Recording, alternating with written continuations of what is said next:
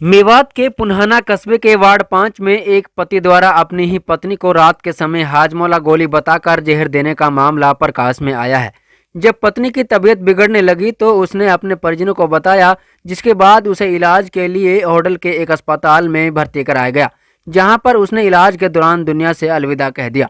पुन्हाना के वार्ड 5 के निवासी मृतक लड़की के पिता लियाकत ने बताया कि उसने अपनी लड़की सुबीना की शादी करीब 6 महीने पहले झिमरावट गांव के रहने वाले साजिद पुत्र असगर के साथ की थी। आरोप है कि शादी के बाद से ही ससुराल वाले लड़की से बिरजा कार की डिमांड करने लगे, जबकि उन्होंने अपनी हैसियत के हिसाब से शादी में अल्टो कार व लाखों रुपए की नकदी भी दी। आरोप है कि बीते 28 अगस्त को साजिद अपनी पत्नी सुबीना को उसके गांव पुन्हाना छोड़कर चला गया। इसके बाद बीते 31 दिसंबर को साजिद फिर से अपनी ससुराल पुन्हाना पहुंच गया, जहां पर उन्होंने रात के समय सुबीना को हाजमोला गोली बताकर जहर की गोली दे दी और किसी को बिना कुछ बताए अपने घर के लिए रवाना हो गया। मायके वालों के मुताबिक जब सुबीना की तबीयत बिगड़ने लगी तो उसने सारी घटना अपने परिवार को बताई, जिसके बाद तुरंत उसे होडल के एक अस्पताल में इलाज के लिए ले जाया गया, जहां वह इलाज के दौरान दुनिया से अलविदा कह गई। पुलिस ने इस मामले में करीब 5 लोगों के खिलाफ मामला दर्ज कर लिया है, लेकिन अभी तक एक भी आरोपी की गिरफ्तारी नहीं हो पाई है। पीड़ित परिवार ने जल्द से जल्द सभी आरोपियों की गिरफ्तारी की मांग की है। देखिए रिपोर्ट। मैंने अपनी लड़की की शादी 6 अगस्त को की थी। खूब अच्छी तरह दान दहेज दिया था और खुशहाल में विदा की थी। कहाँ पे शादी की थी, किसके साथ में की थी? शादी की थी साजिद के साथ में शादी की थी और झिमरावट में की थी। जी, उसके बाद क्या हुआ?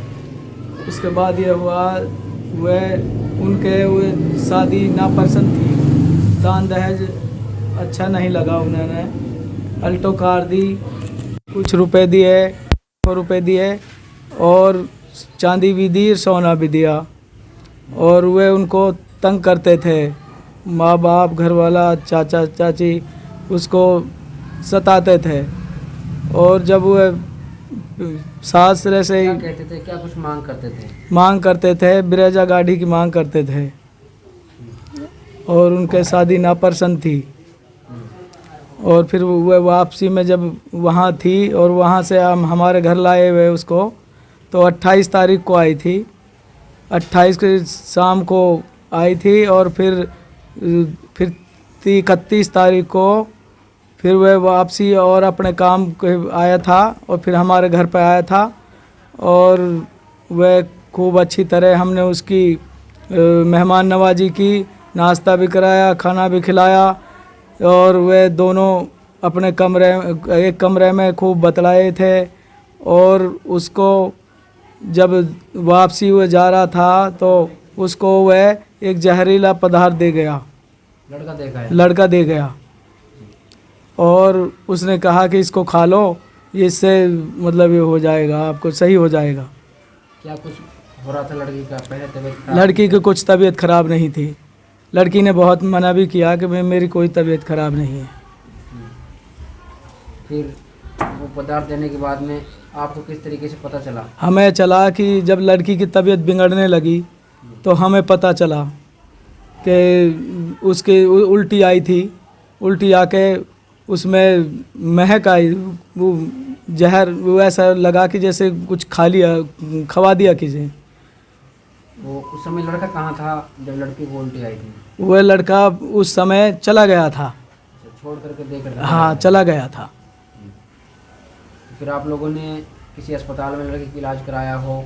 हम उसको फिर, हम पे गाड़ी भी नहीं थी तो हम मोटरसाइकिल पे बिठा के ले गए और एक अपना रिश्तेदार भी था और भाईचारा भी था, वहाँ उसकी गाड़ी में लेकर ही गए। तो हम किशन सिंह हॉस्पिटल में लेके गए उसको। फिर वहाँ पे ट्रीटमेंट के दौरान दम तोड़ा लड़की ने, किस तरीके से? ट्रीटमेंट चला था, 1 घंटा चला था। 1 घंटा बाद उसने दम दे दिया। ये मामला इस तरीके से हुआ है, ये करीब 12 बजे मेरे घर पर गए हैं और लड़की को साथ लेके गए हैं। लड़की नाजुक हालत में थी। इन्होंने मेरा गेट खटखटाया रात को 12 बजे कि जल्दी से खड़ा हो और अपने लड़के को बुलाओ वो गाड़ी लेके जल्दी से इसको हॉस्पिटल लेके चलें। तो उस टाइम हम रास्ते में लेके जा रहे थे तो लड़की ने बताया था कि मेरे लिए उसने हाजमा की गोली बता करके दिया था, वो जहर की गोली थी। उल्टी होने के बावजूद उसमें से जहर की ही महक आ रही थी, जिस बदबू के वजह से हम भी परेशान हो गए थे।